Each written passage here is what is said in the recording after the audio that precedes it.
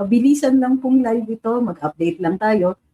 Ngayon daw ang araw ng katapusan, natapos kahapon actually, pre-trial sa impeachment at may mga ilan naman na statements na lumabas na nagliliwanag o nakaklarify ang ilang mga issues na nire-raise. Halimbawa, ngayong araw na ito, may kasagutan si Attorney Mike Poa tungkol doon sa sinabi ni Congressman Adjong na natatakot daw ang depensa sa mga nilalaman ng kahon ng BIR. Nakakatawa naman ito, pero pag-usapan natin later. Pangalawa ay yung balita nga daw na tatawagin na witness si Mary Grace Piatos. Parang nakikita po natin dito ay calculated po ang paglalabas ng mga ganitong klaseng impormasyon o ganitong klaseng mga proposal para isumite bilang ebidensya. Isama na rin natin dito ang sinasabi nila na kahapon, ano ba yung issue kahapon na gagawin daw ng witness yung sheriff na naging di umanong biktima sa issue na ni Mayor Sara noon sa isang kaso ng ejectment o pag-clear ng isang lugar ng mga informal settlers.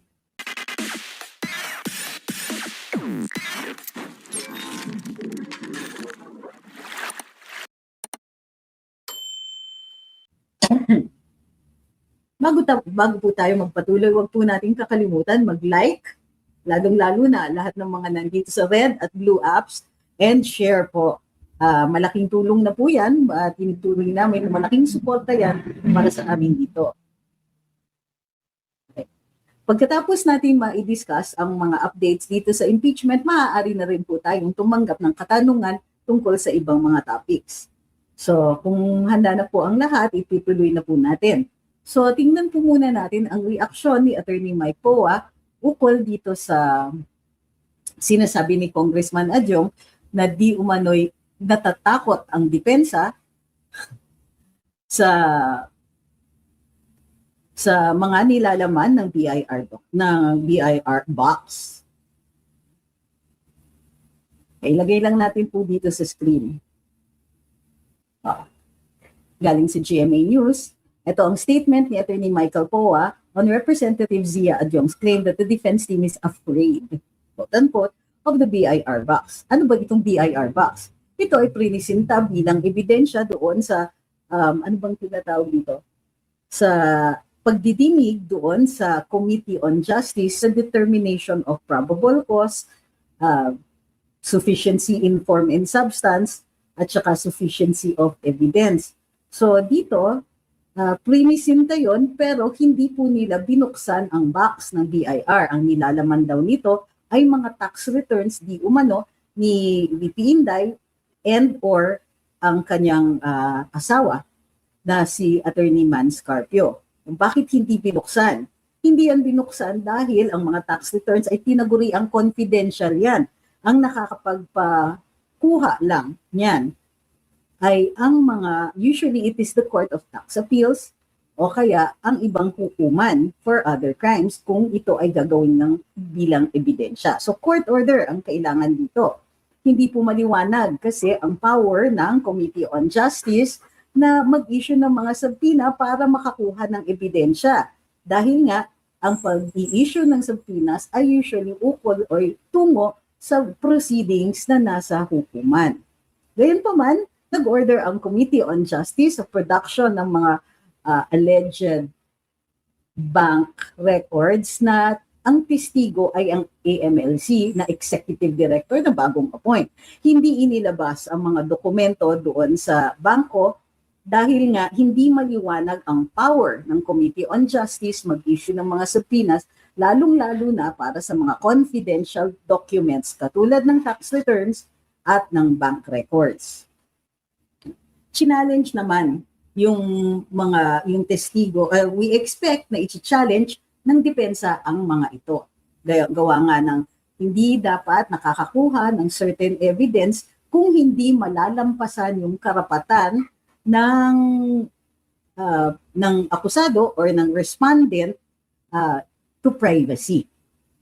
kailangan mapatunayan ng mga humihingi ng dokumento na nasusupersede nila o mas mabigat ang public interest na nire-representa nila o pinipresenta nila over the right to privacy of the respondent or the accused. Okay. So, ang sagot ni Attorney Michael Poa, it must be emphasized that the clerk of court does not have the authority to rule on any motion. Kaya yung claim ni Congressman Adjong ay parang nawawala ng basehan. Sabi ni Attorney Poa, such matters are solely for the impeachment court to resolve. More importantly, we have yet to comment on the prosecution's manifestation or motion, and we believe it is only proper that the defense be given the opportunity to do so before conclusions are drawn in public. So ang ginagawa ni Congressman Adjong dito ay nagdo-draw siya ng conclusion na takot daw ang defense sa pagbubukas ng BIR box based on their wanting to respond primarily in writing or at the proper opportunity or during the court proceedings when the evidence is actually offered. Okay. Now, ano yung offer? Nagkaroon ng maliit na debate, kung di ako nagkakamali, doon sa loob at sinasabi nila na mayroong mga hindi sinasang-ayunan ng prosecution na ipinipresenta ang depensa. At ang sinasabi ng depensa, ang pagkakataon para tutulan ng ebidensya ay doon na sa trial kapag ito ay formally offer. Nire-require kasi ng hukuman na ang ebidensya matapos itong ipresenta ay i-offer. Pag before ipipresenta, formal offer ang tinatawag doon. So halimbawa, mayroong witness, iuupo yung witness, sasabihin ng abogado, Your Honor, the witness is being presented to testify on the following matters. Kunwari, that he or she met with the respondent's appearance, that is, the respondent appeared agitated and so on, and that this is being offered to prove that the circumstantial evidence that the respondent was agitated immediately after the crime was committed. So ganyan, that is what is called a formal offer. So, kailangan doon, pag formally inoffer ang ebidensya, doon ka na pwede tumutol or during the time na nagsasalita ang witness, let's say, o objecta niya yung sinasabi na dapat hindi yan admissible and so on. Okay. So, next. Ano yung isa natin yung pinitignan? Okay. Ito video ito. Tanggalin lang po natin.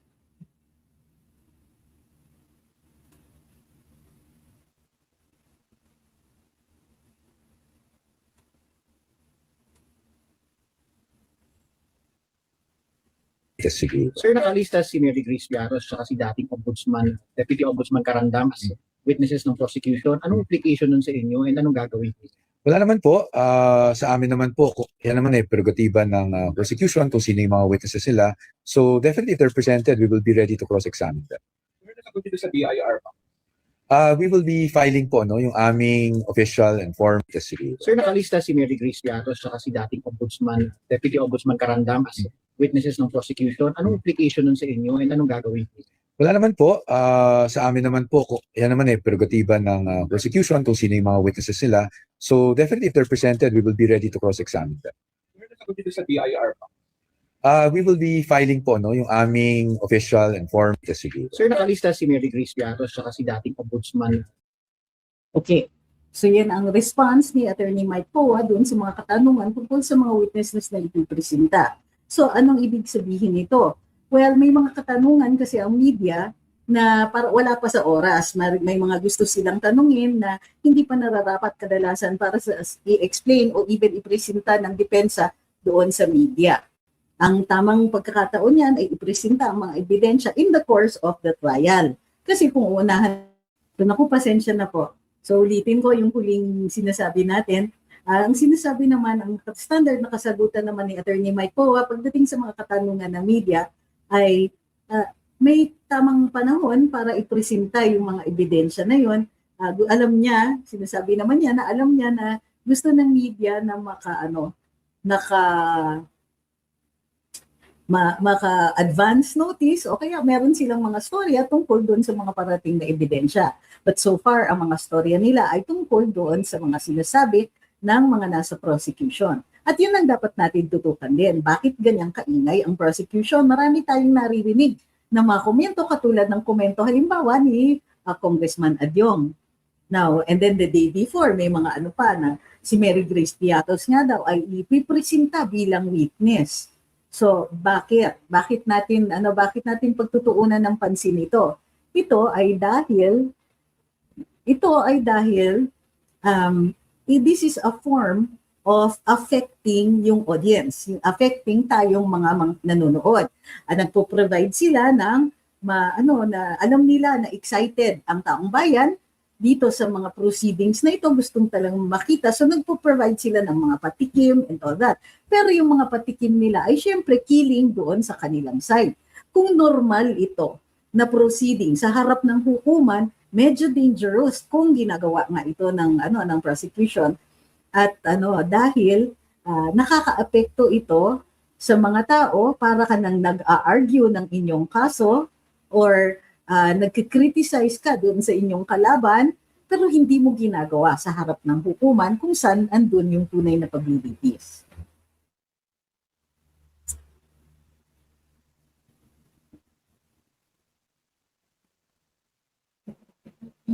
Sabi ni Rani, they're playing the ERAP 2.0 playbook. Alam na namin yung move na yan, tapos walk out. Posible. Sabi ni Simpleng Taga-Bukid, I remember I was in Negros during mayor's term, introduced that share to her fist. Man, people were so hyped and I realized back then that they're gunning for nationals. I love them so much. So, oh by the way, tungkol naman dun sa sheriff, nagbigay po ng statement yung dating sheriff, iba na po ang trabaho niya, sa judiciary pa rin po, at iba na rin ang posisyon niya. Ayon sa kanya, hindi na siya magkukomento dun sa insidente na yon dahil matagal na ang pangyayaring yon at iba na po ang kanyang pinagtutuunan na pansin. Hinihingi niya sana na respetuhin na bago na ang kanyang trabaho, mas mataas na ang level niya, at doon din siya sa judiciary pa rin nagtatrabaho. Kung kaya konting pagkakaintindi pag-iintindi, dahil yun nga matagal na po yun. Hindi maliwanag kung siya po ay sasagot sa summons, kung siya po ay tatawagin bilang witness. Pero sa base dito sa statement ng dating sheriff, kung totoo man yung statement na yun, makikita natin na it might not be a good idea for the prosecution na ipresenta siya because he does not appreciate being dragged into the issue at this point in his career.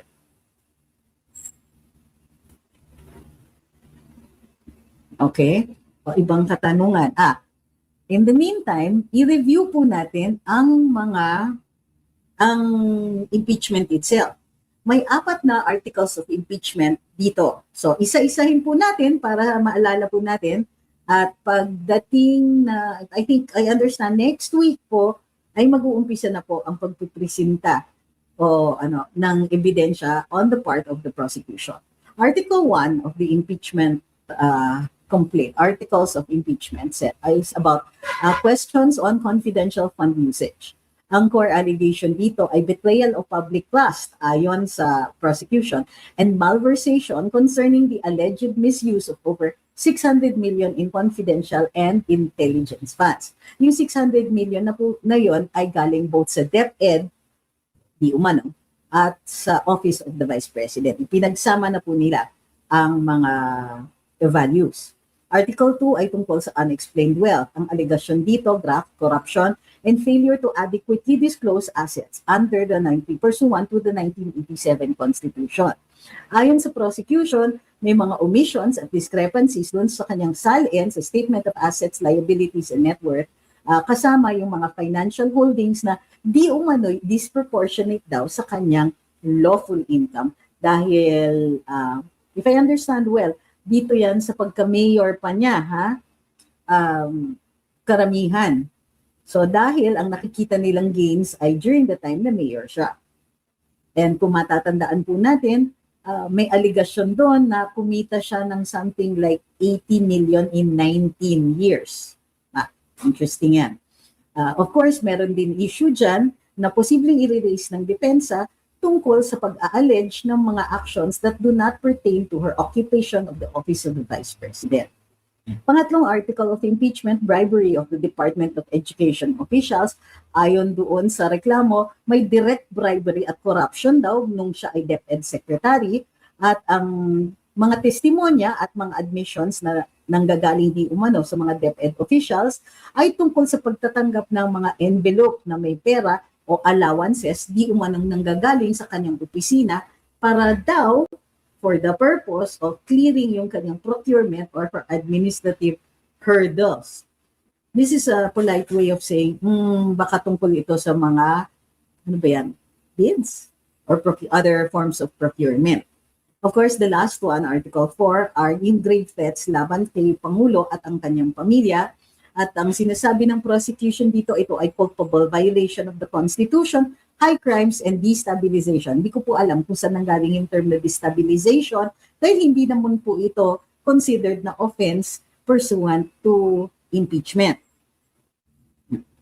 Ay, sorry, may nakalimutan ako. Doon sa bribery ng Department of Education officials, ito ay malamang problematic for the prosecution dahil dun sa desisyon ng Korte Suprema sa Duterte versus House of Representatives na sinasabi na ang alegasyon or ang mga paratang ukol doon sa impeachment ay tungo doon sa kanyang occupation of the office of the Vice President, tungo doon sa impeachable position only. So kung ito ang mga alegasyon laban sa kanya bilang kalihim ng Department of Education, maaaring ma-expect natin na tututulan ito ng depensa dahil hindi ito sang-ayon doon sa desisyon ng Korte Suprema.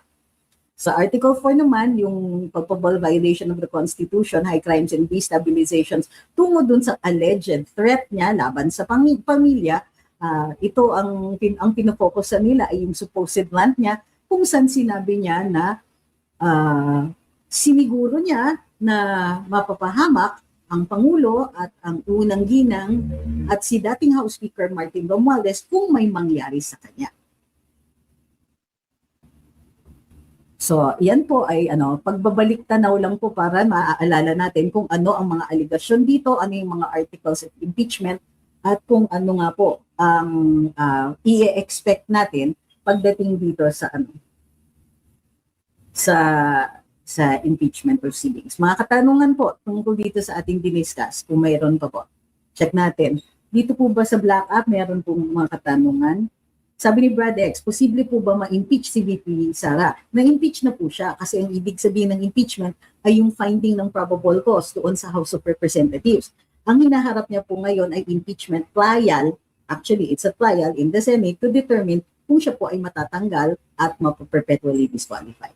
So hindi po natin alam kasi base naman dun sa mga nakita nating ebidensya na diniscuss sa Committee on Justice at doon sa Committee on Good Governance kung saan siya unang naipresenta, makikita naman po natin na medyo manipis po. Bakit? Ang impeachment proceedings po ay extraordinary ang circumstances na ito. Hindi ito dapat ginagawa sa maliliit na bagay o sa mga bagay na kailangan mo pang i-argue. Ibig sabihin, hindi maliwanag kung ito ay impeachable offense.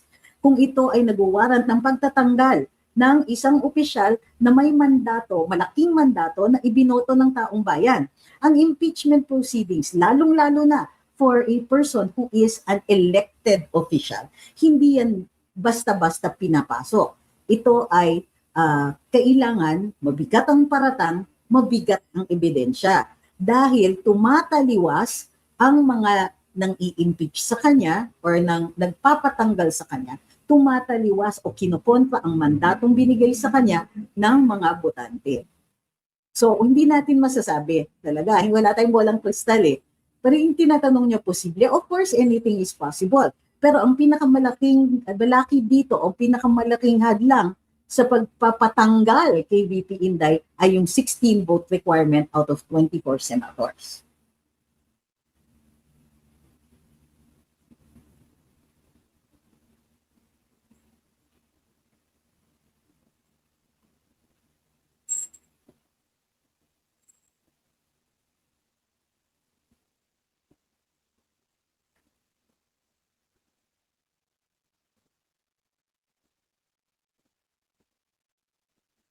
Sabi ni Cherry Jumeila, bakit po boss tawag sa inyo ni Atty. Chico? Kasama ko po si Atty. Chico sa Office of the Press Secretary noon. Isa siyang Assistant Secretary doon sa legal department namin.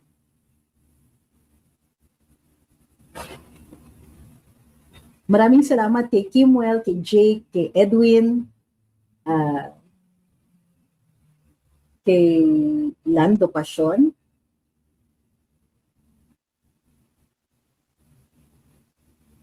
kay Jake uli. Ayun, so maraming salamat po sa inyo.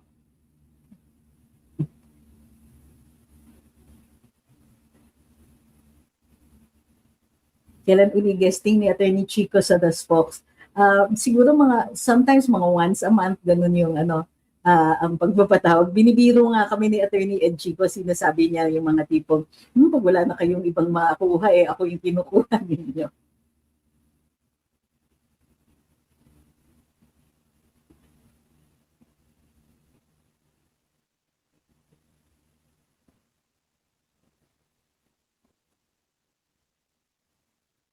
Sabi ni Patatutini, the prosecution's claim of ill-gotten wealth is based on the unmatched amounts between the SALN and supposed income of VP Sara instead of identifying which items therein are ill-gotten as challenged. Totoo yan. Because it only creates a presumption. That presumption can be rebutted with additional evidence.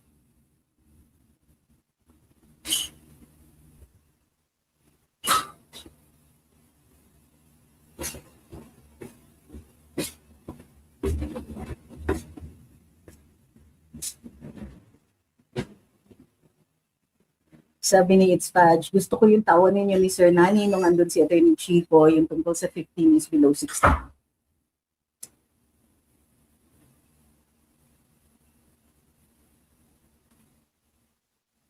Sabi ni Marcos, gusto nila pabagsakin si Inday para di sila malagot sa 2028. Thank you very much, Sid.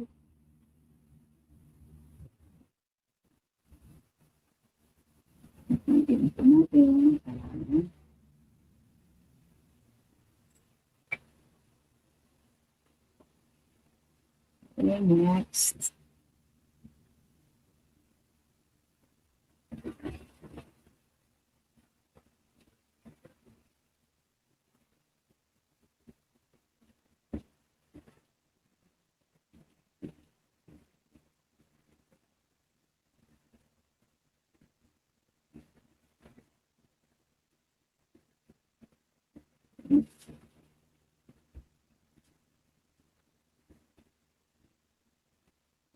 Posible nga ba o impossible na makonvict si VP Sara? Alam nyo, pag abogado po ang tinatanong ninyo, hindi po namin sasagutin yung possible or impossible. Probable. We deal with probabilities because in the realm of possibilities, there's so many things that can be possible. Diba? Ang laki ng leeway dyan sa discretion. So probabilities ang pinag-uusapan natin. It is improbable for the Supreme Court to deem a lower number, to interpret the Constitution for a lower number because the Constitution is very clear. There is no room for a contrary or an interpretation.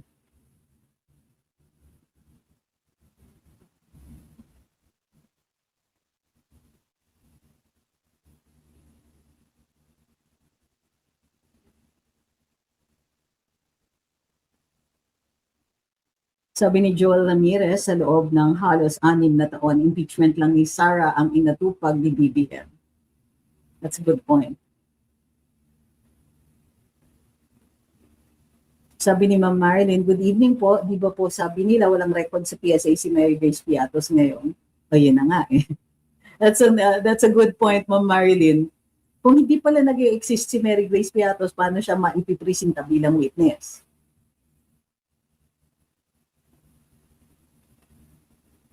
Questionable po ba kung wala pang presiding officer sa trial? Akala ko ba si Cheese na ang presiding?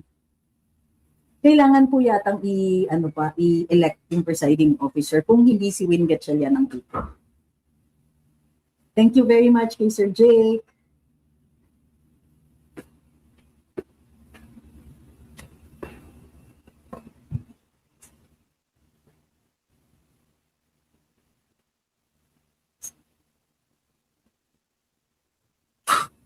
Sabi ni Lanlan, sana magkaroon ng tutok lang na spokesperson sila bukod kay Attorney Poa kasi grabe ang mga prosecutor magpalaganap ng maling naratibo para sana may sasalag, masyado kasi mabait si Atty. Poe. Well, I think na si VP Inday po ang may discretion yan. Siya po ang nakakaalam kung ano, siya na po ang most likely mag-decide base dun sa recommendation siguro ng mga lawyers kung kailangan dagdagan ang kanyang mga spokes.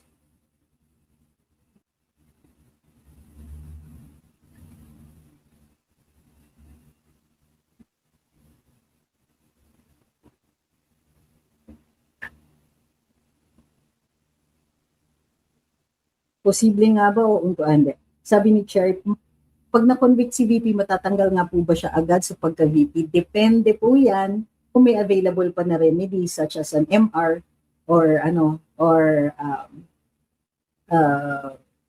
a petition before the Supreme Court. Medyo malabo kasi kung final decision na ng impeachment court. But mahirap rin magsalita ng tapos if merong sufficient grounds na umakyat sa Korte Suprema. Alam nyo, when you say, what are the probabilities, you're asking me to compute odds. Hindi po namin talaga ginagawa yon unless nakikita namin na may slam dunk dito. So, ang tinatanong kasi ni Justin Paul, litigation-wise, what's the probability of the defense getting the outcome that we want? Sir, wala pa pong pinipresenta na ebidensya, and even if we saw certain amounts, certain evidence that were presented doon sa Committee on Justice, hindi din natin alam kung merong karagdagan. You will always have to consider the evidence in its totality. Yun po ang parating tinuturo sa amin sa law school. So, I know that you want reassurance. Gusto ninyo na mapalagay namin yung loob ninyo. But if I'm going to be honest, walang nakakaalam. Pero ang pinakamalaking hurdle ng prosecution is convincing 16 people to vote for impeachment. So, yun po yun. I do not know what their strategy is other than ibababad sa mapanirang mga komento, mapanirang mga statements si VP Inday in the course of the impeachment proceedings. Until we know how well they're going to be able to do that, we cannot assess anything right now. And in fact, hindi pa natin nakikita yung totality ng evidence. Mamaya may mga bigla-bigla dyan. Oh, by the way, because nagkaroon ng pre-trial na ganito, malabo pong makatanggap ng additional at saka mga surprise evidence. Wala nang mga little lady na maipapasok basta-basta bilang ebidensya in the course of the impeachment proceedings. Pero ang defense po, pwede sila.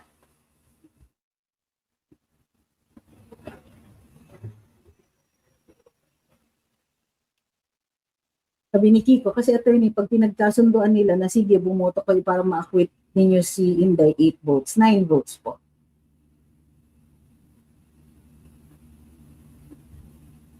Sabi ni Ben yung TV, si VP Sara walang trillion na ghost project, walang billion na insertions, pero siya ang ini-impeach. That is true. Hindi naman po totoo yan, sabi ni Hamdan. Kaso sa utak ng mga judges, senators, convict na si Sara. Teka muna, bakit? Pare-pareho ba po ng isip lahat ng 24 na senators? Tandaan po ninyo, 10 ang nasa panig ni VP Inday. So, di ba? Hindi nila makukuha ang 10 na kaagad ang nasa panig ni VP Inday. Ibig sabihin, hindi na talaga sila makakakuha ng 16. Unless meron dyan talagang biglang tumawid.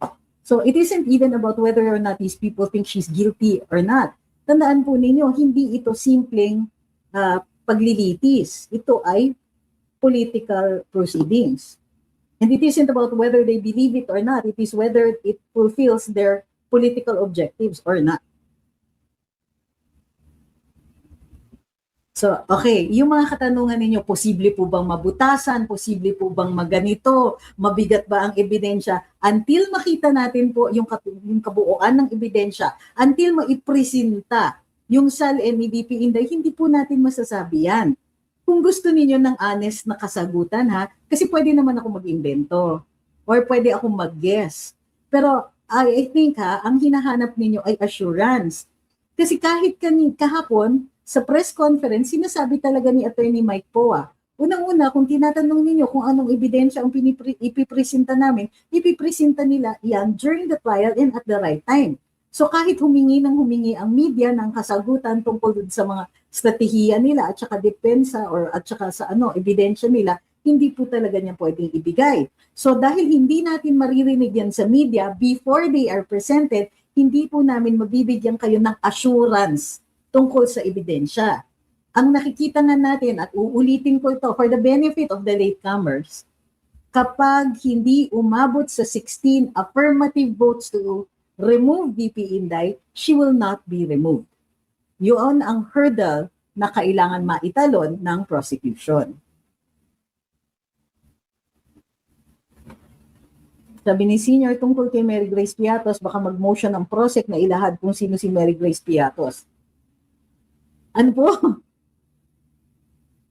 Sino? Maghanap po sila ng witness na nakakaalam ng pangalan na yon. Tapos pipilitin yung witness na yon. Pero tandaan po ninyo, hindi po pwedeng ipilit ang isang witness. Okay. Patulan natin yung isang satsakero dito dahil tinatawag, sinasabi niya puro ako satsa.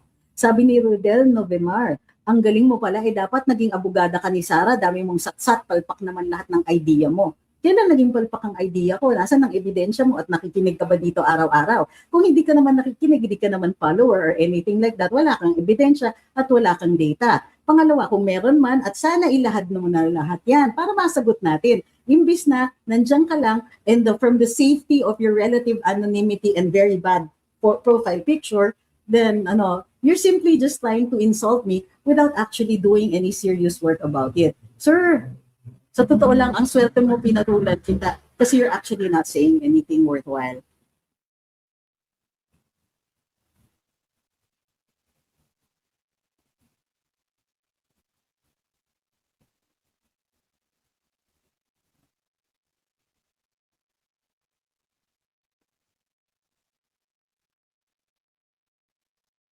Sabi ni Laughing Laugh, dapat sa'yo, tagagawa lang ng sedula sa munisipyo. Bakit? Abogado ba ang gumagawa ng sedula sa munisipyo? O ano yan? Trabaho mo ba yan at failed attorney ka? Kaya yun na lang ang ginagawa mo? Di ko naiintindihan kung bakit nire-relate mo ang pagka-abogado at saka paggagawa ng sedula.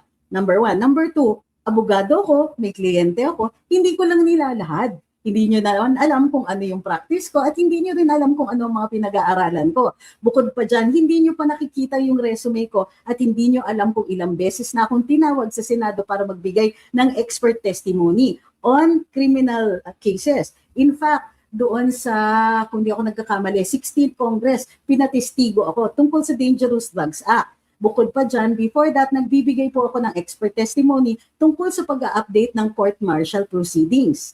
Okay? Tinatawag natin na Articles of War. Gustong i-propose kasi ng mga dating militar, ng mga naging senador, na baguhin na po at maging Code of Military Justice na po ang ating Articles of War. But of course, hindi mo maiintindihan itong mga ini-explain ko. So, pero kahit sayang ito, I'm taking the time out to explain to you why you have grossly underestimated me.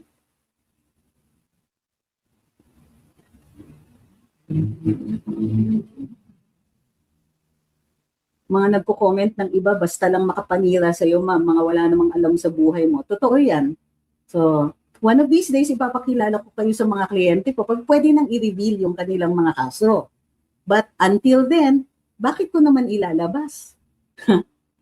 Just because you are grossly ignorant of what I do in my professional life doesn't mean na you get the right to say that I'm a good or a bad lawyer. Ang magsasabi niyan yung Korte Suprema, if ever humarap ako sa kanila tapos sasabihin nila na, teka, Attorney Trix, parang mali ito.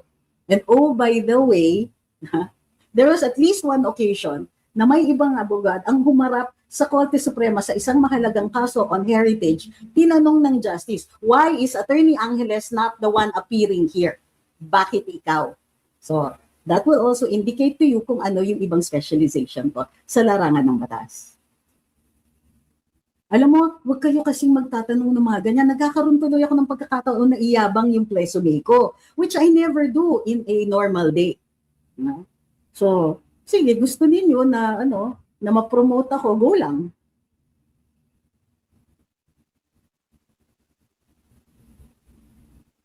Tapos ang binabara niya, ideas. Anong idea dito ang pwede mong barahin sa akin? Kinikwento ko lang sa iyo kung ano yung batas. Pwede ka naman hindi makinig and stay in your blissful state of ignorance. No skin off my nose. Sabi ni John Amat, were you the spokesperson of the IPP? Yes, during the impeachment of Justice Corona.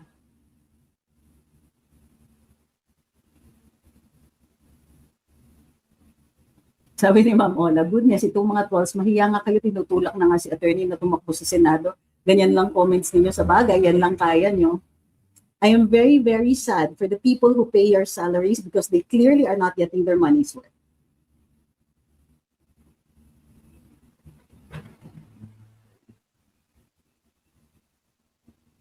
Sabi ni Ma'am Nem Leda, and pinapaalala niya, nung nanuntok si VP Sara, there was a flash flood the night before and 31 lives were lost. VP Sara requested to delay the demolition, but the sheriff continued, which resulted in a riot. Thank you very much, Ma'am Nem, for reminding us of that. Diba? Ang mali talaga ng mga trolls, sa araw na ito, over-caffeinated po ako, kaya ang bilis ko magsalita. At saka ang bilis ko rin mag-isip. So, you know, troll at your own peril. Sabi ni Hamdan, tingin mo po ba pag-acquit si VP this year, may congressman pa ba na susugal uli sa impeachment? Malabo na. Malabo na po. Ibig sabihin, wala nang ginawa ang Kongreso, wala na silang maipapakita na accomplishment nila kung di itong ulit-ulit na ina-attempt nilang i-impeach si VP Inday.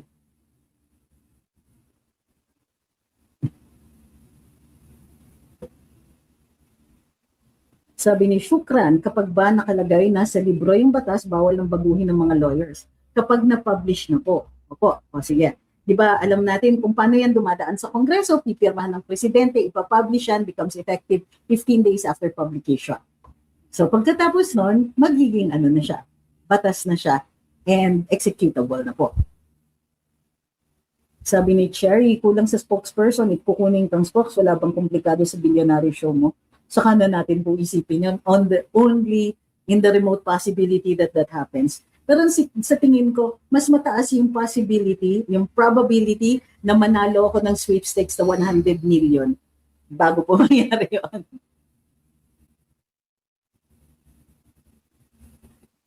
Sabi ni Lee Cooper, ano to, satisfied na, hindi na bumalik nalungkot tuloy ako.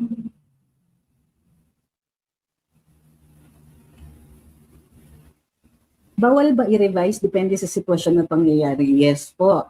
Alam nyo, isang requirement para sa due process ay may batas. Yung batas na yon ay na-publish at kasi notice ang tawag doon. Paano tayo susunod sa batas kung hindi tayo nabigyan ng notice? Now, whether we read that or not is of no moment. Ibig sabihin, hindi relevant kung nabasa natin actually o hindi. Pero on the part of the government, dapat na-publish nila yan at they made it already available to us.